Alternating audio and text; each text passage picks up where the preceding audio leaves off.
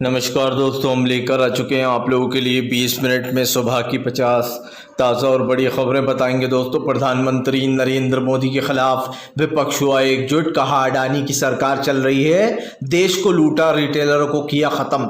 आखिरकार क्यों दोस्तों? हिडनबर्ग की दूसरी रिपोर्ट के बाद सेबी पूरी तरीके से शक के घेरे में। जो चीफ है सेबी की दोस्तों माधवी, उन पर ही आरोप लगाए कि वही अडानी के साथ मिली हुई हैं। तो बताएंगे ये आरोप इतने स्ट्रोंग क्यों साबित हो रहा है और कैसे आखिरकार अखिलेश यादव ने उपचुनाव को लेकर कर ली है तैयारी। क्यों आखिरकार जनता ने बीजेपी को घेरा, कहा अडानी के साथ दे रही है ये सरकार। और कैसे दोस्तों नीतीश कुमार ने झाड़ लिया मुस्लिम कानून से पलड़ा। तमाम आपको मुद्दों पर होगी बात, लेकिन उससे पहले अगर आपने अब तक हमारे चैनल को सब्सक्राइब नहीं किया कर लीजिए। पास में एक घंटी आएगी, इसको भी दबाइए ताकि हर वीडियो की अपडेट आपको मिल पाए। दरअसल दोस्तों, आपको बताते चले, हिडनबर्ग की रिपोर्ट के बाद मोदी सरकार शक के घेरे में। पूरी तरीके से 3 दिन पहले किया सत्र खत्म।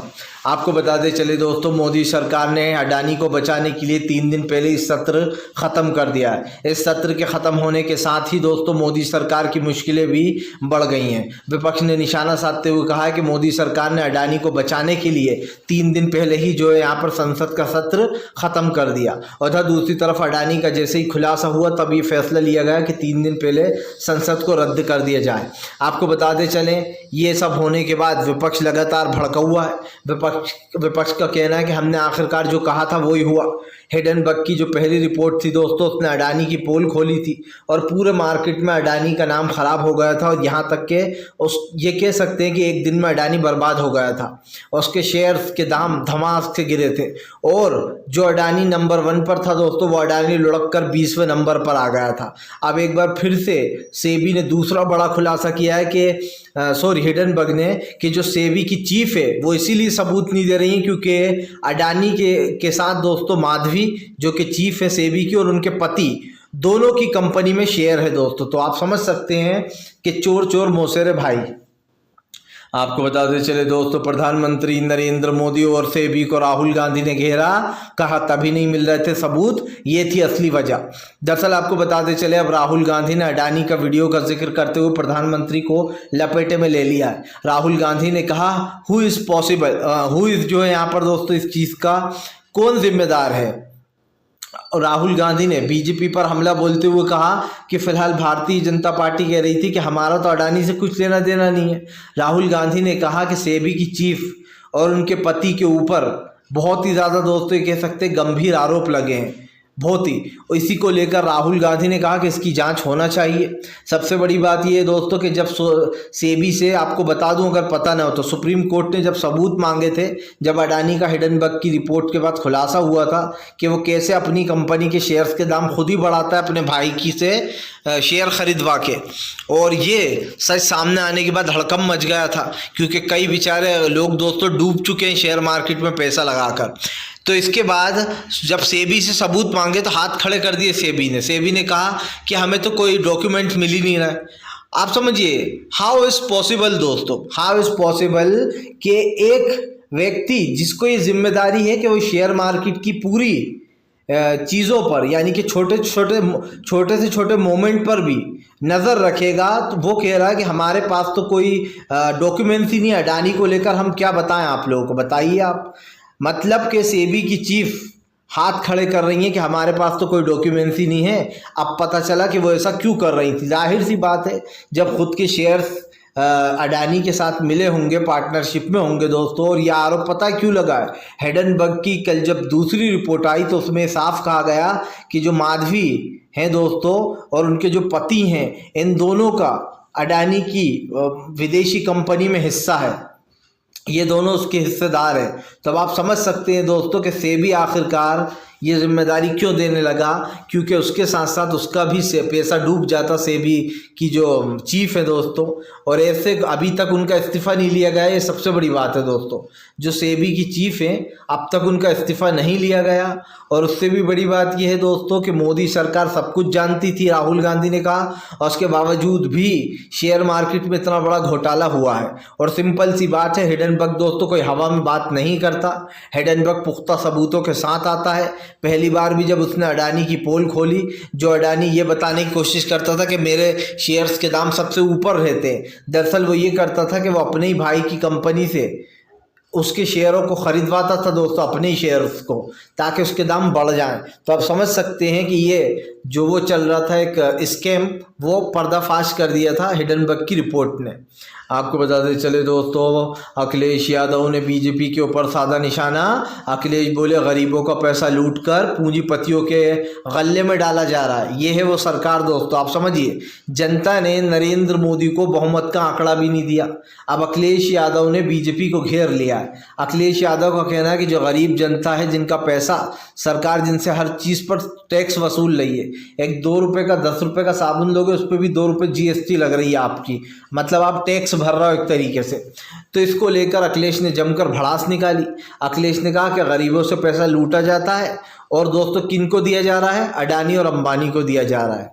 हालांकि अखिलेश ने यहाँ पर नाम नहीं लिया, लेकिन अखिलेश ने अडानी का नाम लिया, अंबानी का नहीं लिया। लेकिन अखिलेश ने कहा कि साफ दिखाई दे रहा है कि किसके पास ये पैसा जा रहा है। यही नहीं, अखिलेश यादव ने यह भी कहा कि विपक्ष जो आरोप शुरू से लगा रहा था कि इस रिपोर्ट की जांच होना चाहिए, और शुरू से दोस्तों सेबी आनाकानी कर रही थी सबूत देने में, यहाँ तक कि सेबी ये तक कह रही थी कि हमारे पास कोई डॉक्यूमेंट्स नहीं है इसके रिलेटेड। तो अखिलेश ने इस पर भी निशाना साधा। अखिलेश ने यह भी बताया कि उत्तर प्रदेश की 10 सीटों पर जो उपचुनाव होने वाला है उस पर इंडिया गठबंधन साथ मिलकर चुनाव लड़ेगा। यानी कि एक बार फिर से दोस्तों कांग्रेस और सपा की जुगलबंदी हमें देखने को मिलेगी। और आप समझ लीजिए, जनता 2 चीज़ें समझ चुकी है। पहला तो ये कि भारतीय जनता पार्टी कोई हिंदू की रक्षक नहीं है, वो उल्टा दोस्तों हिंदू भाइयों की भक्षक बन रही है। दूसरा, बीजेपी इस देश की सबसे बड़ी भ्रष्टाचारी पार्टी है। इतने बड़े बड़े भ्रष्टाचार कभी नहीं हुए दोस्तों कांग्रेस की सरकार में, जो भ्रष्टाचार आज नरेंद्र मोदी के रहते हुए हो रहे हैं। आप देख लीजिए, एक पेपर ऐसा नहीं है दोस्तों जो लीक ना हो रहा हो। सारी परीक्षाओं के पेपर लीक हो जाते हैं। इतने बड़े बड़े घोटाले हो जाते हैं। कोयला सस्ता बेचकर महंगा खरीदा जाता है। ये घोटाला क्या समझ में नहीं आता जनता को? मंदिर की ज़मीन 1 घंटे पहले सस्ती बेच दी जाती है और फिर उसको दोस्तों करोड़ों के दाम में खरीदा जाता है। क्यों? क्योंकि पैसा आपस में बांट लिया जाए। जिन लोगों को बेचा वो लोग भी इनके ही थे दोस्तों, जिनसे महंगे दाम में ख़रीद ली वो लोग भी इनके थे। अब ये क्यों किया जाता है? ताकि बाद में अगर जो दूसरी सरकारें आए तो वो ये ना कह सके कि इन्होंने घोटाला किया था। इसलिए ये बड़ी चालाकी से अपनी ज़मीन को सस्ते में बेच के महंगा ख़रीद लेते हैं, ताकि ये कहें कि हमने तो ख़रीदी थी। लेकिन ये भूल जाते हैं दोस्तों कि हर चीज़ का एक धागे का सिरा होता है और वो सिरा कहीं ना कहीं छूट ही जाता है दोस्तों, जिसको बस खोलने की देर होती है। और इस सरकार के भी दोस्तों सत्ता से जाने के बाद आप देख लेना, धड़ल्ले से जेल जाएंगे इस सरकार के कई नेता, क्योंकि हमें साफ दिखाई दे रहा है कि जब तक नरेंद्र मोदी ने बचा रहा है तब तक ही वो बच रहा है दोस्तों। लेकिन जिस दिन भाजपा की सरकार गई तो खुद नरेंद्र मोदी भी दोस्तों इसमें आएंगे लपेटे में। ये लिख कर आप रख लीजिएगा, क्योंकि इससे बड़ी भ्रष्टाचारी सरकार किसी ने आज तक देखी नहीं। आपको बताते चले दोस्तों, फिलहाल भारतीय जनता पार्टी के ऊपर जमकर भड़के संजय सिंह। कहा मैंने मोदी सरकार के सामने नारा दिया था, अडानी और मोदी भाई भाई, दुनिया का पैसा खाई खाई। आपको बताते चले संजय सिंह ने कहा कि वो बात सच हो रही है। संजय सिंह ने कहा कि इस रिपोर्ट के बाद क्या कुछ बाकी रह जाता है पूछना। उन्होंने कहा कि फ़िलहाल ये जो रिपोर्ट आई है, और जो ख़ास कर सेबी की चीफ है माधवी लता, जो भी नाम है उसका दोस्तों आगे का सरनेम, उनके ऊपर सख्त से सख्त कार्रवाई होना चाहिए दोस्तों। सबसे पहली बात तो उनको तत्काल में दोस्तों सेबी के पद से हटा देना चाहिए, लेकिन सरकार ने अब तक नहीं हटाया। ये वही सरकार है दोस्तों, जब खुद बीजेपी वाले अरविंद केजरीवाल को जेल भेज देते हैं तो खुद ही कहते हैं कि केजरीवाल इस्तीफ़ा दो, केजरीवाल इस्तीफ़ा दो। लेकिन जब खुद के नेता दोस्तों चोर उचक के निकल रहे हैं, एक से बड़े घोटाले कर रहे हैं, तब बीजेपी नहीं कह रही है कि इस्तीफ़ा दो। मतलब कि नरेंद्र मोदी दोस्तों आप समझिए एक तरीके से ये कह सकते हैं हम कि 2 मुंह सांप बन चुके हैं। क्योंकि दोस्तों खुद के लोगों से तो कहते नहीं है वो कि भैया इस्तीफ़ा दो इस्तीफ़ा दो, लेकिन दूसरे की पार्टी के लोगों से बखूब किया जाता है कि आप इस्तीफ़ा दे दो। मैं तो यही कहूँगा दोस्तों कि सरकार की असलियत जनता के सामने जितनी आए उतनी कम है। अच्छा है, मैं तो कहता हूँ ये सारी बातें जनता के सामने आ रही हैं, क्योंकि भैया ये सरकार किसी काम की नहीं है दोस्तों। इस सरकार ने जो चीज़ें करी हैं या फिर जो चीज़ ये कर रही है दोस्तों, उससे एक चीज़ तो साफ़ हो चुकी है कि भारतीय जनता पार्टी देश में महंगाई, गरीबी, बेरोज़गारी इस जैसी चीज़ों से बचकर दोस्तों बाकी सब चीज़ें कर रही है, और उसके पास किसी चीज़ के लिए टाइम नहीं है। गरीब बेचारा बेहाल हो रहा है महंगाई से दोस्तों। नरेंद्र मोदी इधर से कान न पकड़ कर उधर से पकड़ लेते घुमा के। अब ऐसे लोगों को महंगाई और बेरोज़गारी के मुद्दों से दबाया जाता है। फिलहाल बढ़ते हैं एक और अगली बिग ब्रेकिंग की तरफ।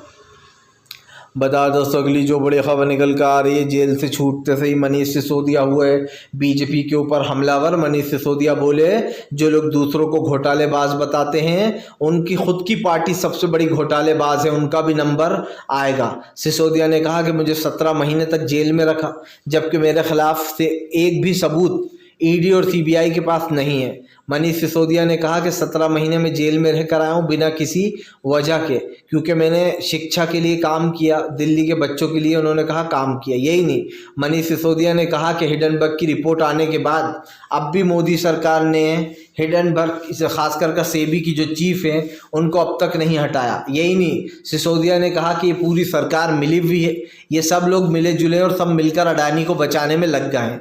सीधी सी बात है, 3 दिन पहले आपने संसद का सत्र क्यों ख़त्म कर दिया? दूसरी बात, हिडनबर्ग की रिपोर्ट आने के बाद ही आपकी नींद खुलेगी। हो सकता है अब आप पल्ला झाड़ने को उसको हटा भी दो दोस्तों, सेबी की चीफ को, लेकिन सच्चाई तो सबके सामने आ ही चुकी है। सरकार की बिना दोस्तों आप समझिए बिना मदद के सेबी की चीफ ऐसे अडानी को बचा ही नहीं सकती है, मैं आपको लिख के दे सकता हूँ। क्योंकि दोस्तों सेबी की चीफ इतनी बड़ी नहीं है कि वो सरकार से भी बड़ी हो जाए। जाहिर सी बात है सरकार का पूरा समर्थन है अडानी को, और अडानी को बचाने के लिए सरकार दोस्तों टीले पर खड़ी हुई है। मतलब कि अडानी को कुछ नहीं होने देती है सरकार, जैसे ही रिपोर्ट आती है उसको बचाने में लग जाती है पूरी सरकार। पिछली बार भी जब रिपोर्ट आई तो अडानी को बचाने में लग गई। राहुल गांधी सीधी सी बात पूछ रहा है, वो 12,000 करोड़ रुपए किसका है दोस्तों? वो पैसा किसका है राहुल गांधी पूछ रहे हैं? वो सरकार का पैसा है, वो अडानी का पैसा है, या फिर दोस्तों पैसा कहाँ से आया? ये सबसे बड़ा सवाल है जो अडानी की शेल कंपनीज में लगाया गया है उसके पोल खुलने के बाद, ताकि अडानी जो गरीब एक तरीके से कह सकते हैं बंजर हो गया उसको बचाया जा सके। तो वो पैसे का अब तक पता नहीं चला, इस सरकार ने जवाब भी नहीं दिया है। वो पैसा कहाँ से आया, किसने दिया, ये किसी को पता नहीं है। और एक चीज़ और सुन लीजिए, हिडनबर्ग की दूसरी रिपोर्ट कल आने के बाद से पूरी भाजपा अडानी को बचाने में लग गई है। और अब लोग कह रहे हैं अरे सेबी से तो उनका कुछ रिश्ता नहीं है, भाजपा के लोग कह रहे हैं ये तो अराजकता फैला रहा है। अब आप समझिए हिडनबर्ग को भैया इनसे क्या दुश्मनी है जो वो इनके खिलाफ झूठी वो करेंगे दोस्तों। जाहिर सी बात है अडानी ये सब कुछ कर रहा है, अडानी को बचाने के लिए सरकार सब कुछ कर रही है, तो पोल तो खुलेगी। आप कितना ही छुपा लो, आज नहीं तो कल ये सच सामने आएगा। सरकार जिस दिन बदल गई उस दिन दोस्तों भाजपा का जेल जाना तय है। एक एक करके सारे नेताओं को जेल भेजा जाएगा। जो लोग घोटाले कर रहे हैं वो लोग अंदर जाएंगे। और साफ दिखाई दे रहा है इसमें कौन कौन शामिल है दोस्तों, बड़े से बड़ा नाम शामिल मिलेगा। जो लोग आज राहुल गांधी पर सवाल उठा रहे थे कि राहुल गांधी ने ये बोल दिया, वो बात तो सारी सच्ची निकली। आप क्या कहेंगे? राहुल गांधी यूं ही देश के सबसे बड़े सबसे पॉपुलर नेता नहीं बने दोस्तों, राहुल गांधी को लोग पसंद करने लगे थे। राहुल गांधी की एक एक बात सच साबित हो रही थी, इसलिए राहुल गांधी देश के नंबर 1 नेता बन गए नरेंद्र मोदी को हटाकर। और सबसे बड़ी बात ये कि नरेंद्र मोदी ने तो अपनी पॉपुलैरिटी खो ही दी है। आने वाले समय में जो अब की बार इनको इतनी सीटें मिल भी गई दोस्तों, पिछली बार तो 100 सीटें भी नहीं मिलने वाली, लिखकर आज आप रख लीजिएगा, क्योंकि इस बार ही जनता ने इनको हटा दिया था सत्ता से। लेकिन नीतीश नायडू के बल पर ये सरकार सत्ता में है। सीधी सी बात है, जो लोग ऐसी सरकार का साथ दे रहे हैं चाहे वो नायडू हो या नीतीश हो दोस्तों, अगला नंबर उनका भी है, उनको भी जनता वोट नहीं देने वाली अगली बार। आपको बताते चले दोस्तों, भारतीय जनता पार्टी के खिलाफ जमकर भड़कते हुए नजर आए दोस्तों। जो है यहाँ पर मनोज झा बोले, हम पहले से कह रहे थे, हम शुरुआत से ये चीज़ कह रहे हैं कि सरकार जो है वो सब मिलकर अडानी को बचाने में लगी हुई है। आपको बताते चले, आरजेडी के नेता मनोज झा ने निशाना साधते हुए कहा कि रोज़गार, विकास, ये सब ढोंग है। ये सारे ढोंग की बातें, जो लोग आते हैं दोस्तों और मुँह हिलाते हैं कि हम विकास करेंगे और ये करेंगे वो करेंगे, या फिर देश अमृत काल में जा रहा है, या फिर देश जो है वो विश्व गुरु बन रहा है, तो इन तमाम विश्व गुरुओं की पोल की धज्जियाँ उड़ रही हैं। मैं तो यही, मनोज झा ने 3 दिन पहले सत्र ख़त्म होने पर भी भड़ास निकाली। उन्होंने कहा किसको बचाने के लिए 3 दिन पहले सत्र ख़त्म किया गया है, ये सब जानते हैं। और दोस्तों, क्या कोई इतना बेवकूफ़ है कि अडानी की रिपोर्ट आने के बाद 3 दिन पहले संसद को स्थगित कर दिया जाता है? मुद्दा क्या रहेगा? इन्हें पता था कि जैसे ही अडानी की रिपोर्ट आई है, अब विपक्ष जो है वो संसद में अडानी का मुद्दा उठाएगा, और इसलिए नरेंद्र मोदी ने इस मुद्दे से बचने के लिए 3 दिन पहले संसद को स्थगित कर दिया। अरे भैया मोदी जी, आपको क्या लगता है, क्या सिर्फ संसद ही है जहां पर विपक्ष इस मुद्दे को उठा सकता था? विपक्ष इसको सड़कों पर उठाएगा, सोशल मीडिया पर उठाएगा। आप जितना भी अडानी को बचा लो और अडानी की छत्र छाया, आपकी छत्र छाया में अडानी रहे, लेकिन ये मुद्दा तो जनता के सामने आ गया है। और अब ये मुद्दा दोस्तों, ये टॉपिक आज का सबसे बड़ा टॉपिक बन गया है। सबसे बड़ी बात, 3 दिन पहले सत्र ख़त्म सिर्फ इसलिए किया गया क्योंकि इन्हें पता था कि राहुल गांधी दोस्तों संसद में अडानी का मुद्दा उठाएंगे और 3 दिन तक यही टॉपिक चलता, ज़बरदस्त बहस होती इस पर और सरकार के पास कोई जवाब नहीं होता। इसलिए बचने के लिए संसद को 3 दिन पहले स्थगित कर दिया जाता है। अब अगर कोई अब भी ना समझे कि मोदी सरकार क्या कर रही है, तो वो सबसे बड़ा मूर्ख ही हो सकता है दोस्तों, जो ये ना समझे कि 3 दिन पहले संसद को क्यों स्थगित किया गया। और जो अंधभक्त हैं वो अभी भी जो है यहाँ पर चरण वंदना में लगे रहे, क्योंकि वो बेवकूफ़ थे, बेवकूफ़ हैं और बेवकूफ़ रहेंगे। इसीलिए उनका नाम अंधभक्त रखा गया है दोस्तों। जो अंधभक्त होते हैं वो बेवकूफ़ों की टोली होते हैं दोस्तों। उनके हिसाब से नरेंद्र मोदी जो भी कर रहा है सब सही है। मुझे हंसी इस बात की आती है कि इन लोग का भी हक़ छीन रहे हैं मोदी जी। गरीबों का हक़ छीन कर अडानी के पाले में जा रहा है सब कुछ, और उसके बाद भी अगर भैया उसको बचाने की कोशिश की जाए तो आप समझ सकते हैं कि ये सरकार क्या है। और इसको जो है यहाँ पर दोस्तों कहीं ना कहीं सरकार को बचाने में ये लोग लगे हुए हैं। खैर, ये लगे रहें, हम अपना काम करते रहेंगे, सच्ची पत्रकारिता करेंगे और जो सच है वो हम बताएंगे, कोई बताए ना बताए।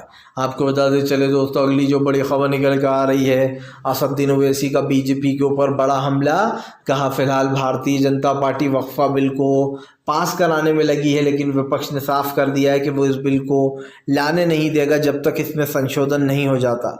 दरअसल आपको बता दें, अब वक्फा बिल को लेकर भी घमासान मचा है। ओवैसी ने सरकार से पूछा है कि वक्फा बिल को लेकर तो सरकार बहुत एक्टिव है कि हम ये बदलाव करेंगे वो करेंगे, लेकिन अडानी को लेकर क्यों नहीं है। आपको बता दें, अब ओवैसी ने ताना मार दिया है। ओवैसी ने कहा कि वक्फा बिल पर सीना ठोकने वाले अडानी पर क्यों चुप बैठे हुए हैं। आप समझिए दोस्तों, मुस्लिमों का कोई भी कानून हो उसमें घुसने के लिए बीजेपी बेकरार रहती है। कभी कहती है हम महिलाओं को जगह देना चाहते हैं वक्फा में, तो कभी कुछ कहती है। जबकि सच्चाई ये है कि मोदी सरकार की नज़र वक्फा की ज़मीनों पर है, जो लोग दान कर देते हैं दोस्तों मस्जिद के लिए या फिर कुछ और चीज़ों के लिए दान कर देते हैं। ऐसी ज़मीनों को मोदी सरकार छीनने का प्लान बना रही। मतलब कि जो मस्जिदों को ज़मीन मिली है दोस्तों, उस पर भी मोदी सरकार की नज़र है। और आप समझ सकते हैं कि ओवैसी की बात गलत नहीं है कि जो लोग दोस्तों वक्फा बिल पर सीना ठोक रहे हैं कि हम ये इसलिए लाना चाहते हैं, उसलिए लाना चाहते हैं, इस पे ये बहस, उस पर वो बहस, वो लोग भला ये बता दें कि भैया हिडनबर्ग की दूसरी रिपोर्ट आ गई और आप लोग कर क्या रहा, आप सो रहा हो क्या? अब तक चीफ को क्यों नहीं हटाया गया दोस्तों, जो सेबी की चीफ हैं? या फिर आप इंतज़ार कर रहा हो कि जो और सबूत है वो भी मिटा दिए जाएं और अडानी महाराज को बचा लिया जाए? अब तो अडानी एक महाराज बन चुका है दोस्तों, उसकी पूजा हो रही है। पता है क्यों हो रही है? क्योंकि दोस्तों कहते हैं ना कि उगते सूरज की, पैसे की हर कोई पूजा करता है, बस वैसा ही चल रहा है यहाँ पे। तो भैया वो कैसा करता है, क्या करता है, देश को बर्बाद करता है या फिर दोस्तों जो भी करता है सामने वाला, उसको सपोर्ट किया जा रहा है। और आप समझ लीजिए, जितना उसको सपोर्ट किया जाएगा उतना ही देश की जनता दोस्तों इस सरकार के ख़िलाफ़ जाएगी, क्योंकि ये सरकार नहीं दोस्तों एक भोंपू है। फ़िलहाल हम तो यही कहेंगे दोस्तों कि वीडियो अच्छा लगे तो कृपया इसको लाइक करिए, चैनल पे पहली बार आएँ तो सब्सक्राइब करिए ताकि ऐसे वीडियो आपको आगे भी मिलते रहें और आप हमसे जुड़े रहें, क्योंकि हम आपके लिए इसी तरीके की सच्ची और बिल्कुल सही खबरें लेकर आते रहते हैं जो आप तक